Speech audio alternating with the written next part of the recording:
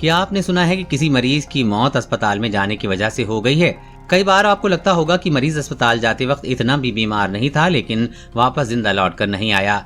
ऐसे मामले कई बार हमारी समझ से परे हो जाते हैं, लेकिन अगर आपको पता चले कि अस्पताल में ऐसे कई बैक्टीरिया और वायरस घूमते रहते हैं जो बीमार और कमजोर मरीजों को और बीमार कर देते हैं और उनकी बीमारी लाइलाज हो जाती है, तो आपको बहुत सी बातें समझ में आ जाएंगी।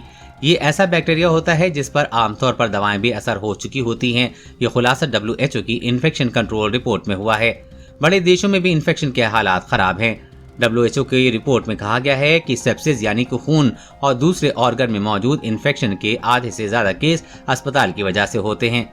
WHO की रिपोर्ट्स के मुताबिक अच्छी हाइजीन के बावजूद कई बड़े देशों में भी इन्फेक्शन के हालात खराब हैं। 24% लोग मर जाते हैं। दुनिया भर में अस्पताल से मिले इन्फेक्शन की वजह से 24% लोग मर जाते हैं। इसी तरह ऐसे मरीज जिन्हें ICU में भर्ती होने की नौबत आती है, उनमें से सेप्सिस यानी कि इन्फेक्शन के शिकार आधे मरीजों की मौत हो जाती है।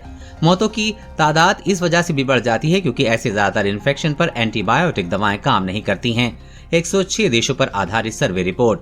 विश्व स्वास्थ्य संगठन ने अपनी रिपोर्ट में ये दावा किया है कि पिछले 5 सालों में कई देशों के इन्फेक्शन कंट्रोल प्रोग्राम सर्वे किए जा रहे हैं। 106 देशों के सर्वे में केवल 4 देश ऐसे हैं जिनमें इन्फेक्शन कंट्रोल के तरीके मौजूद थे। दुनिया भर में केवल 15% हेल्थ केयर फैसिलिटी ऐसी है जहां इन्फेक्शन कंट्रोल के तरीके अपनाए जा रहे हैं। अस्पतालों के लिए चुनौती। ऐसे इन्फेक्शन का इलाज अब अस्पतालों के लिए चुनौती बन चुका है। अस्पतालों में भर्ती होने वाले 100 मरीजों में से अमीर देशों में 7 मरीज और गरीब देशों में 12 मरीज अस्पताल वाले इन्फेक्शन के शिकार हो जाते हैं। ICU में भी भर्ती तकरीबन 30% मरीज अस्पताल में मौजूद इन्फेक्शन की चपेट में आ जाते हैं। गरीब देशों के मामलों में ये आंकड़ा 20 से गुना ज्यादा है। अमेरिका के आंकड़ों के मुताबिक वहां भर्ती हर 31 में से 1 मरीज और 43 में से 1 अस्पताल कर्मी को इन्फेक्शन चपेट में ले लेता है।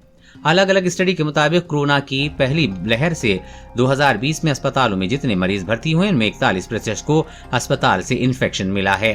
कोरोना वायरस और कोरोना वैक्सीन से जुड़ी हर अपडेट पाने के लिए चैनल को सब्सक्राइब करें।